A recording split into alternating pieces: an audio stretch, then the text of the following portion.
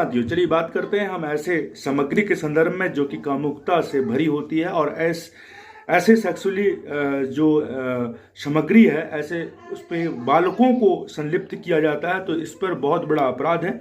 यह जो बात करते हैं द इंफॉर्मेशन टेक्नोलॉजी एक्ट 2000 की धारा 67B में कहता है कि कामुकता व्यक्त करने वाले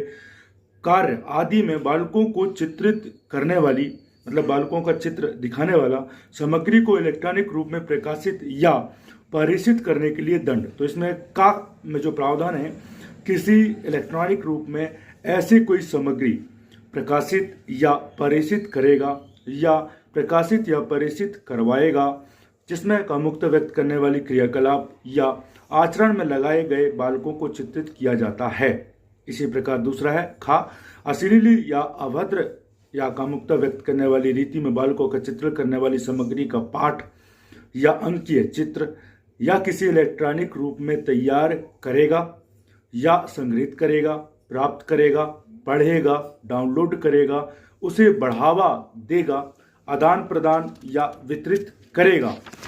या फिर सी में बताया है कामुकता व्यक्त करने वाले कार्य करने के लिए और उसके संबंध में या इसी रीति में बालकों को एक या अधिक बालकों के साथ ऑनलाइन संबंध के लिए लगाएगा, फुसलाएगा या प्रेरित करेगा, जो कंप्यूटर संसाधन पर किसी युक्त वैक्स को बुरी लग सकती है, या ऑनलाइन बालकों का दुरुपयोग किए जाने का शुक्र बनाएगा, या बालकों के साथ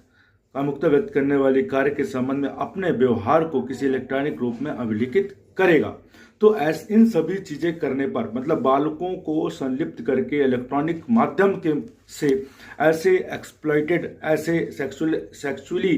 जो बातें हैं उसको डिस्पोज करेगा, तो ऐसे व्यक्ति को जो दंड है वो बताया गया है कि वह प्रथम दोषसिद्धि पर दोनों में से किसी भांति के कारावास जिसकी अवधि 5 वर्ष तक की हो सकेगी और जुर्माना जो 10 लाख रुपए तक का हो सकेगा दंडनीय होगा। और वही व्यक्ति जब इसी अपराध को दोबारा करता है तो उस व्यक्ति को जिसकी अवधि 7 वर्ष तक की हो सकेगी कारावास, जुर्माना, और जुर्माना जो है 10 लाख रुपए तक का हो सकेगा, दंडित किया जाएगा। तो दोस्तों ध्यान रखिए कि इस तरीके से यदि बालकों को संलिप्त करके ऐसे कोई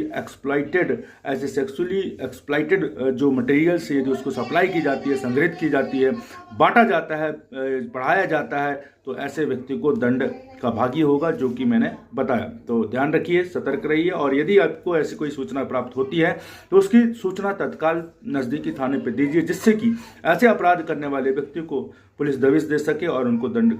प्राप्त हो सके।